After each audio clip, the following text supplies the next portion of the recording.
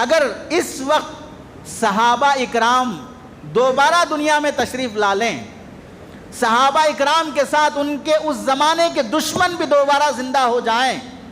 اور ان کے دشمنوں میں ابو جہل ہے، ابو لہب ہے، عتبہ ہے، شیبہ ہے، یہ لوگ اس زمانے کے لحاظ سے مکہ مکرمہ میں اسکول کھولیں، مدینہ منورہ میں اسکول عبداللہ بن ابی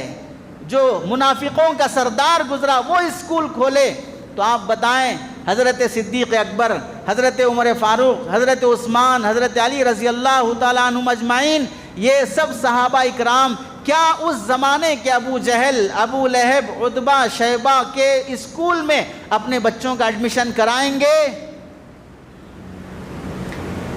نہیں کرائیں گے۔ کیا کریں گے؟ یا تو اپنا اسکول خود کھولیں گے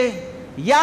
تعلیم نہیں دیں گے، لیکن اس اسکول میں جو دشمن کا کھولا ہوا ہے ایڈمیشن نہیں کرائیں گے۔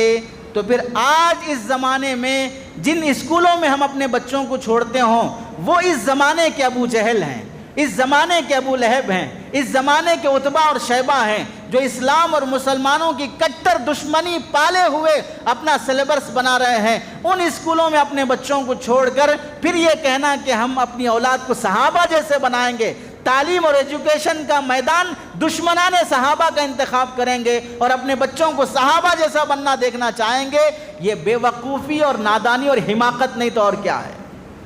جب صحابہ اکرام اپنے بچوں کو اپنے دشمنوں کے اسکول میں پڑھانے تیار نہیں ہیں کیونکہ وہ اسلام اور مسلمانوں کے دشمن ہیں،